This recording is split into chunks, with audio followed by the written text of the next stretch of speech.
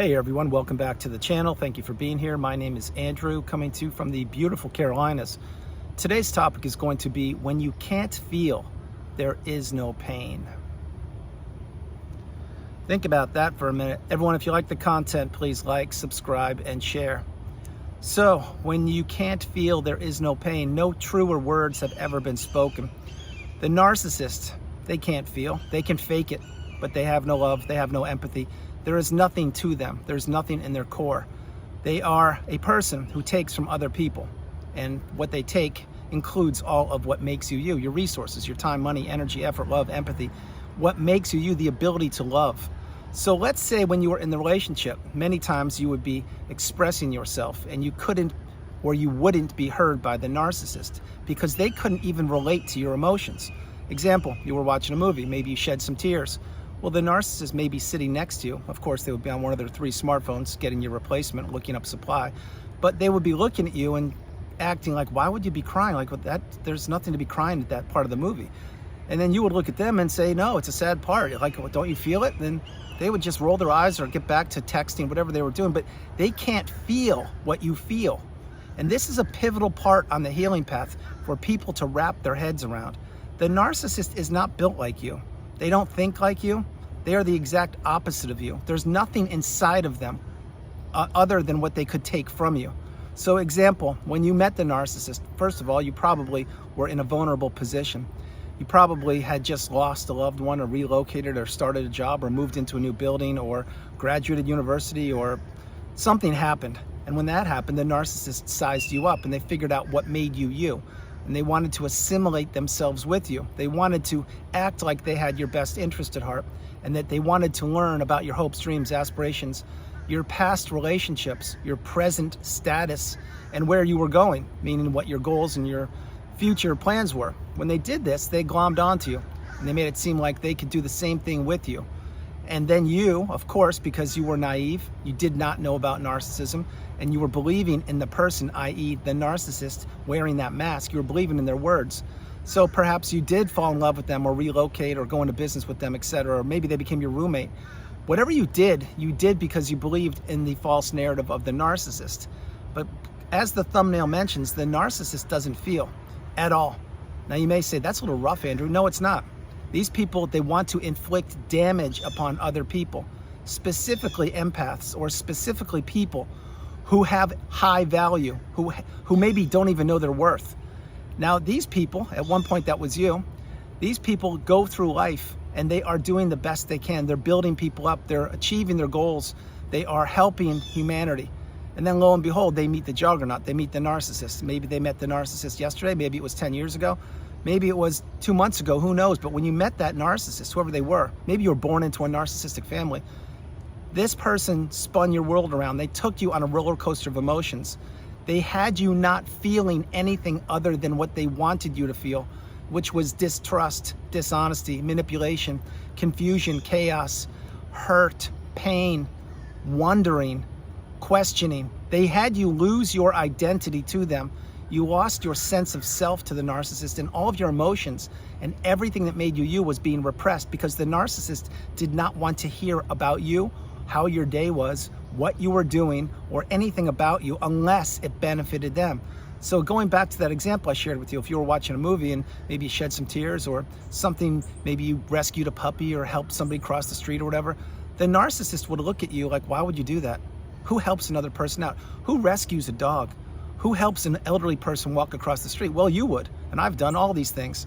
My hope is that you understand what I'm sharing with you. The narcissist did not want you to be you. And when the narcissist can't feel, there is nothing to heal from. Example, when you can't feel, there is no pain. So let's fast forward to the ending of the relationship.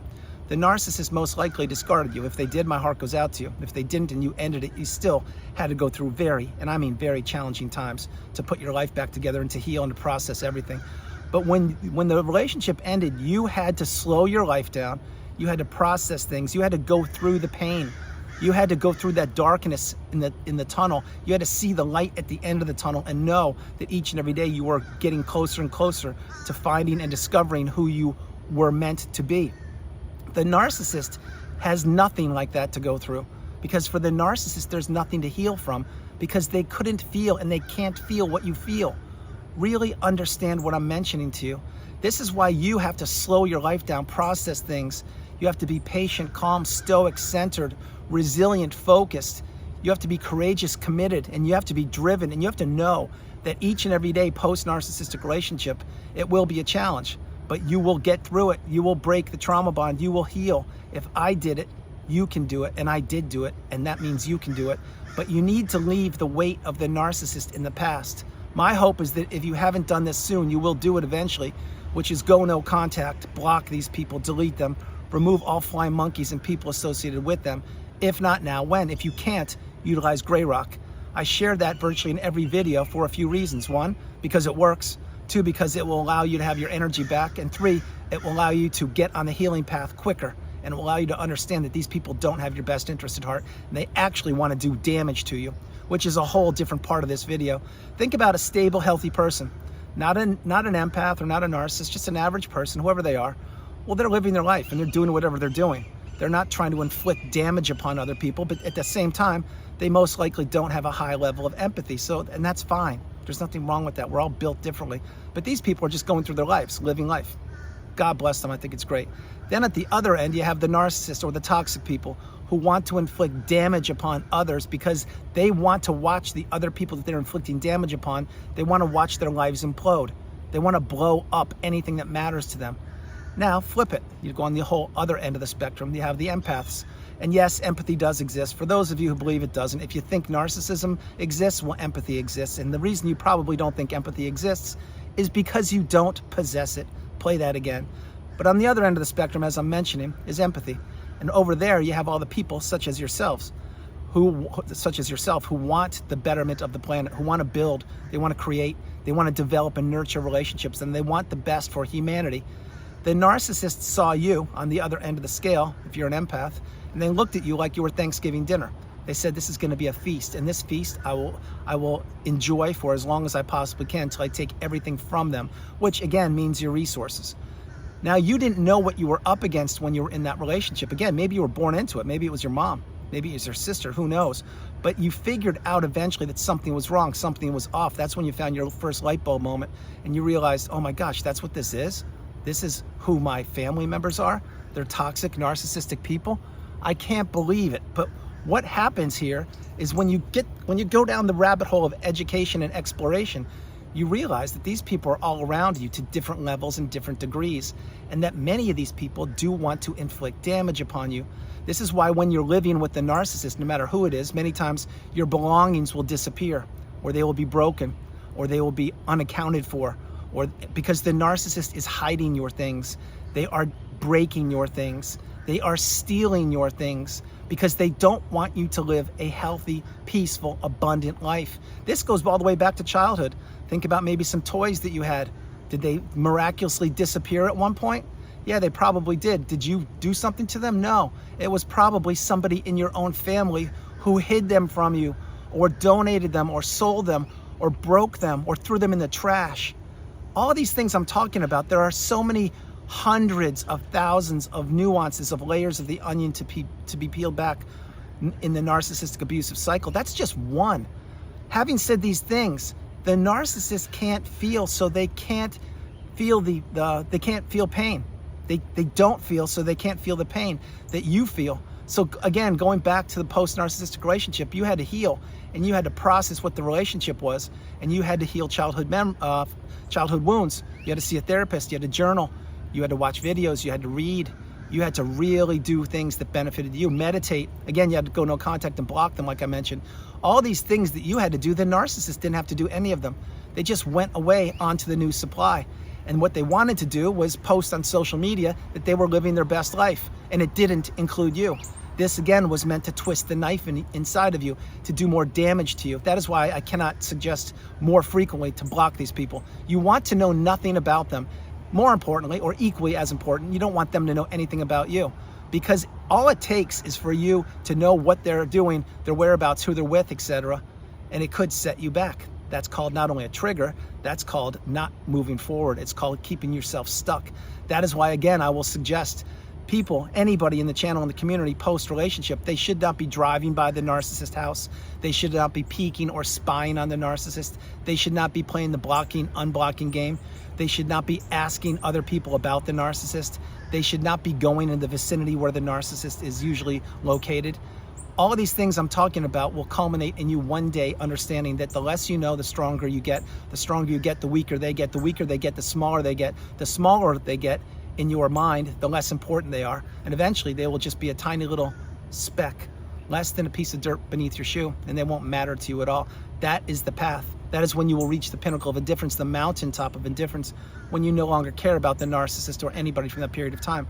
But we're not there yet for so many people. Many of us are there, and we are reaching our hands down to pull you up to the mountaintop, but there are many people who this is the first video they are consuming. Other people are on the journey, maybe halfway through it, headed towards the pinnacle. Other people are at the pinnacle with me, standing side by side, waiting and watching you all heal. But this video is to let you know, when you can't feel, there is no pain. Think about it. The narcissist, they can fake anything they want to. They can fake love. They can fake empathy. They can fake compassion. They can fake caring. But what they can't possess is what you have. The authenticity, the genuineness, the ability to love, the ability to create, the ability to give to a fault, the ability to want to build and to grow old together and to build a beautiful life. This is not what the narcissist wants. The narcissist wants to disrupt.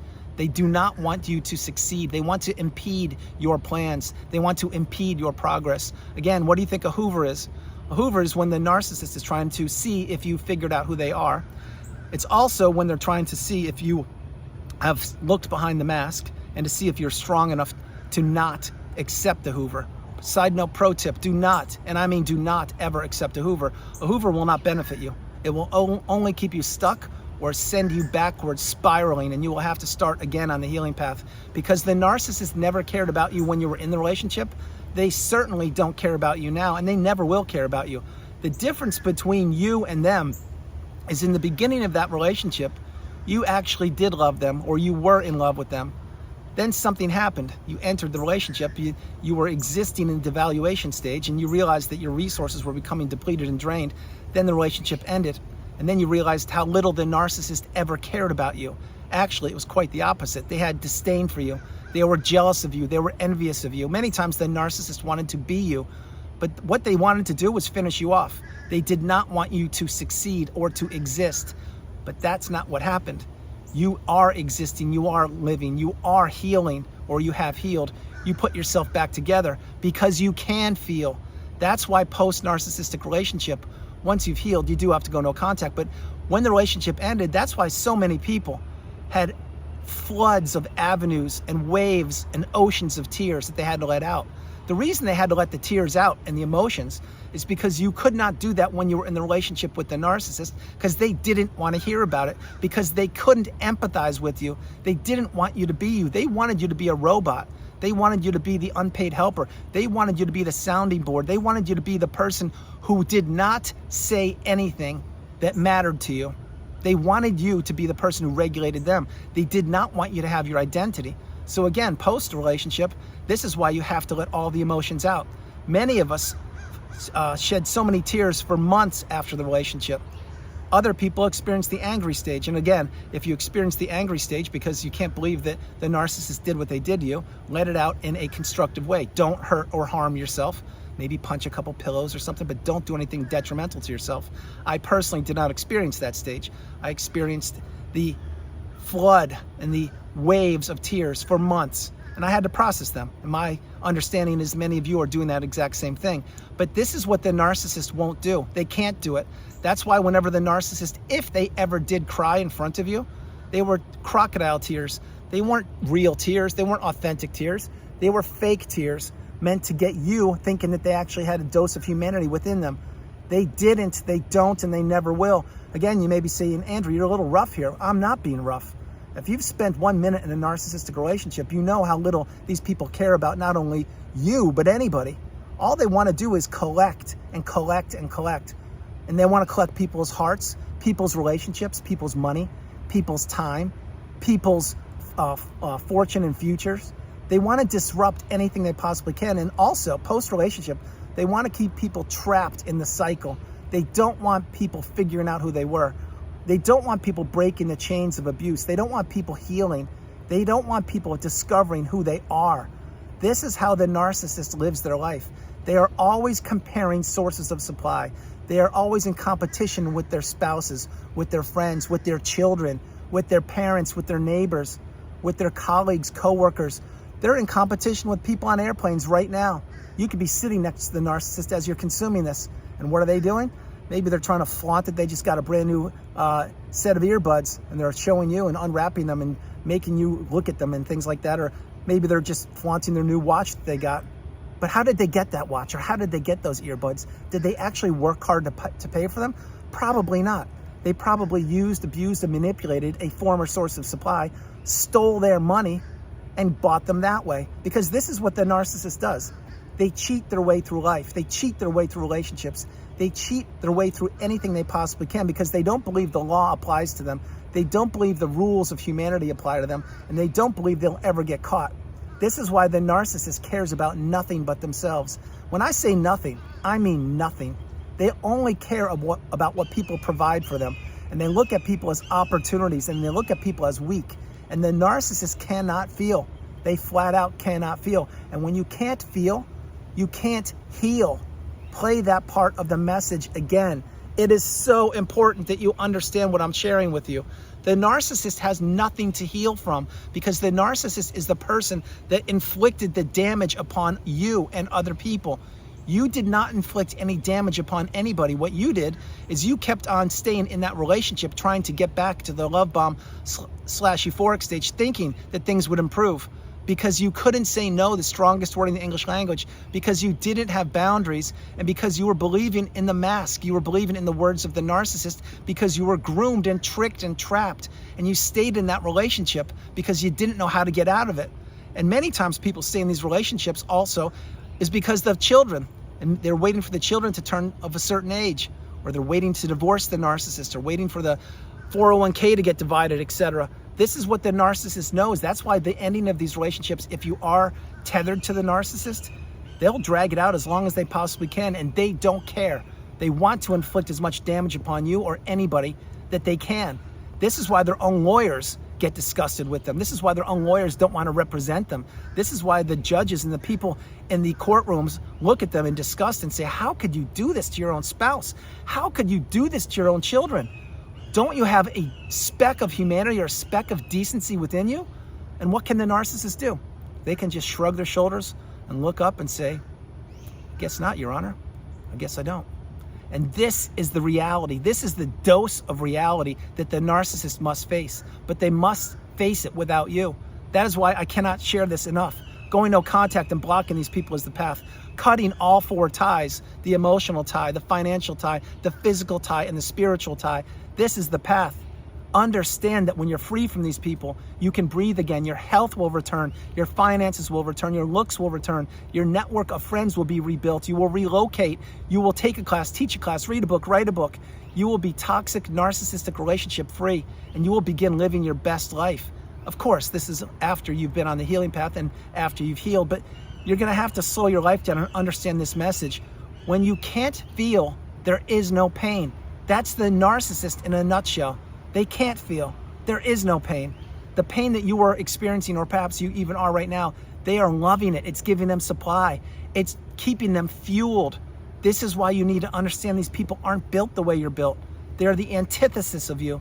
They want to watch you squirm. They want to watch your life implode. They want to keep you stuck and trapped. They do not want you ever discovering who you were meant to be.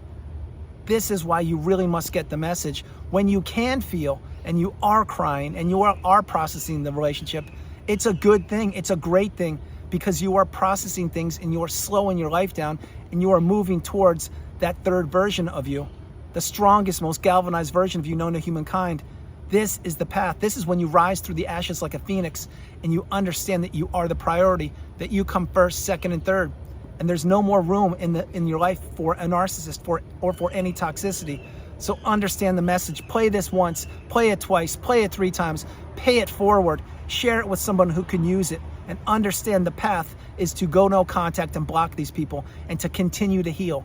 Because if you can feel, it's a beautiful thing. When you can't feel, It's not a good thing. Everyone, that's the video. I hope you liked it. I loved doing it from the beautiful Carolinas. This is Andrew. Namaste. Have a great afternoon, evening, or morning, no matter where you are on the planet. You are not alone. Remember that you are not alone. God bless you. I love you all. I will talk to you tomorrow. Remember, continue moving forward each and every day. Continue on the healing path. Continue to focus on yourself. Continue to be the best version of yourself. Leave the narcissist in the past. If you haven't blocked them, consider doing it today. And today, do something nice and kind for yourself. I'm sending you a virtual hug all the way here from the Carolinas. I love you, and I'll talk to you tomorrow. All right. Bye, everybody.